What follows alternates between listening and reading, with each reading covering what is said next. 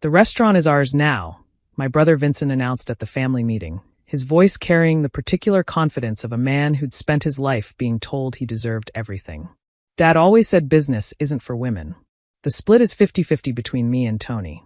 The lawyers are already drawing up the paperwork." My other brother laughed from across the table, already calculating his share of an establishment our father had spent 43 years building from a single pizza oven into the most beloved Italian restaurant in 3 counties. "You can still host us on weekends, Elena. We'll pay you $8 an hour, family discount." I sat in my father's chair, the one he'd occupied every Sunday for as long as I could remember, and set down the folder I'd found hidden in his toolbox 3 days before his funeral. Handwritten pages, notarized signatures, and a truth my brothers hadn't expected anyone to discover. "Funny," I said. "Dad's handwriting says something different. Let me tell you about the restaurant my brothers tried to steal, and the father who made sure they couldn't." Benedetto's Trattoria opened in 1981. My father, Marco Benedetto, had arrived from Naples with $400, a family recipe book, and the kind of determination that treats obstacles as minor inconveniences. He'd worked as a dishwasher, then a line cook, then a sous chef, saving every dollar until he could lease a small space in a working-class neighborhood and open his own place. 43 years later, Benedetto's was an institution. 3 dining rooms, a banquet hall, and a reputation that brought customers from 50 miles away. Dad had never franchised, never opened a second location, never diluted what he'd built. One restaurant done perfectly. His death from a stroke at 71 left a void that couldn't be filled, and an estate that my brothers immediately moved to claim. Vincent and Tony had always been Dad's sons. The ones he took to suppliers, introduced to distributors, positioned as heirs apparent to an empire built on marinara and devotion. I was the daughter, useful for rolling pasta, hosting tables, and performing the invisible labor that kept the restaurant running while my brothers took credit. But I was also the one who'd actually worked there.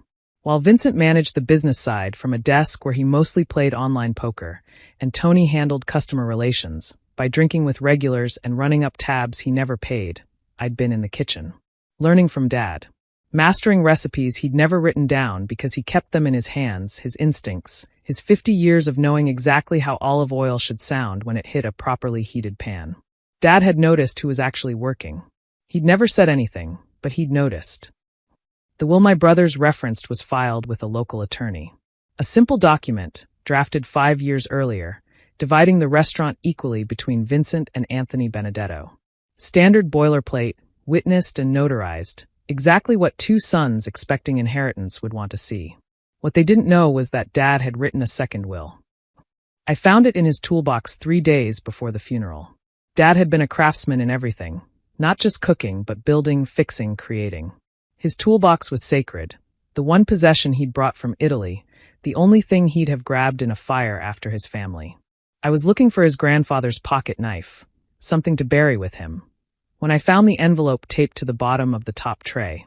"For Elena," it said on the outside, "to be opened after I'm gone." Inside was a handwritten will, dated 18 months ago, witnessed by 2 people I didn't recognize. Later I'd learn they were his doctor and his priest, people he trusted completely, people my brothers would never think to contact. The document was extraordinary. It began with an apology. "My dear Elena, I'm sorry I never told you this while I was alive.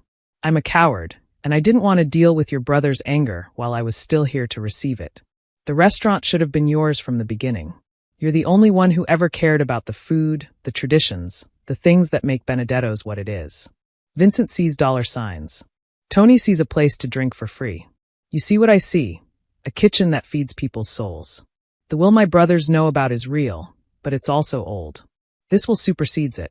Everything, the restaurant, the property, the accounts, all of it, goes to you. 100%. Your brothers will challenge this. They'll say I was confused, that you manipulated me, that this isn't what I really wanted. So I'm writing this by hand. I'm having it witnessed by people who can testify to my mental clarity, and I'm telling you exactly why.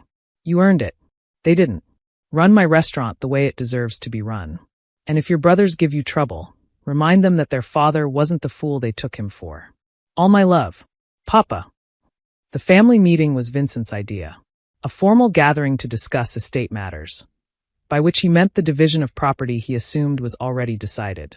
He'd even brought documents for me to sign, acknowledging my brother's ownership and accepting a minor cash settlement in exchange for walking away. 20,000, he'd offered magnanimously. Fair price for your share of the family memories. I don't think so, I said. When I set the folder on the table, Vincent barely glanced at it. What's that? Dad's will. We have Dad's will, filed with his attorney 5 years ago. This one is newer, 18 months old. Handwritten, witnessed, and very specific about who inherits the restaurant. Tony shifted uncomfortably. What do you mean specific? I opened the folder and began reading aloud. By the time I reached 100%, Vincent's face had gone purple. That's not legal. That's not, you forged this. It's witnessed by Dr. Carmine Rossi and Father Anthony Melino, both of whom will testify that Dad was completely lucid when he signed, and that he asked them specifically to witness because he didn't trust you two to honor his wishes. Dad would never. Dad watched you for years, Vincent. Watched you steal from the register, inflate vendor invoices, collect salary for work you never did.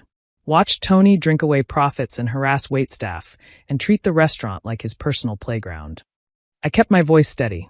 He loved you both, but he didn't trust you with what he'd built. Tony stood, knocking over his chair. This is bullshit. We're contesting this. You can try, but handwritten wills are valid in New Jersey when properly witnessed. This one is properly witnessed. And unlike the old will, this one includes Dad's explanation for his decision, which means any judge will understand exactly why he changed his mind.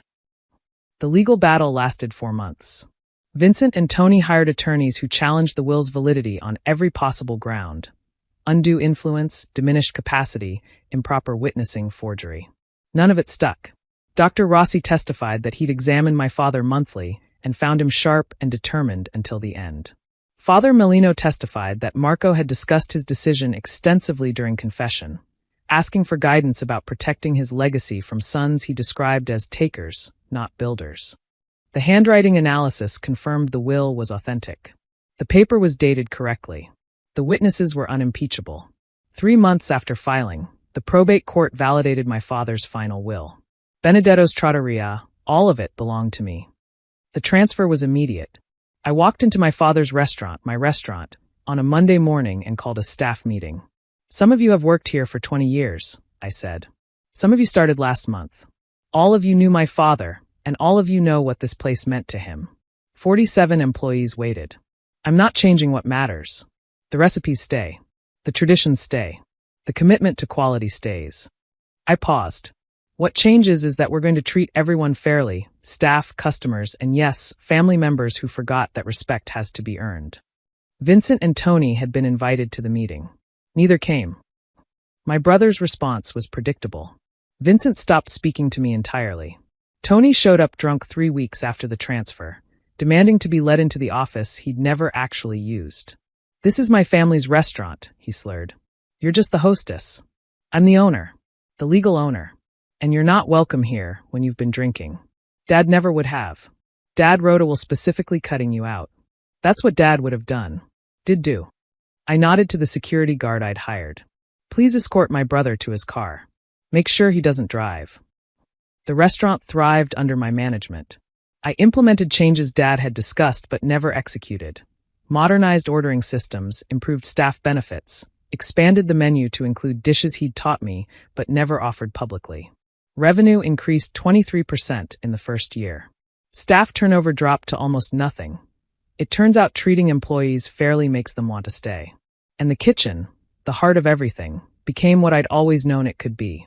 My father's recipes, executed with the care he'd taught me, served to customers who sometimes cried when they tasted something that reminded them of their own grandparents' cooking. That's what Dad had wanted. Not Vincent's profit maximization or Tony's party venue. Food that mattered. Vincent came back 18 months after the will was validated. He looked different, thinner, tired, the particular exhaustion of a man who'd discovered that easy money didn't exist when he wasn't skimming from a restaurant his father had built. I need a job, he said. I looked at my brother, the man who'd told me I could hostess on weekends, who'd laughed when Tony suggested $8 an hour, who'd tried to take everything and offer me nothing. What kind of job? Anything. Things haven't gone well since. Since Dad's will cut you off? He flinched. I didn't mean those things I said.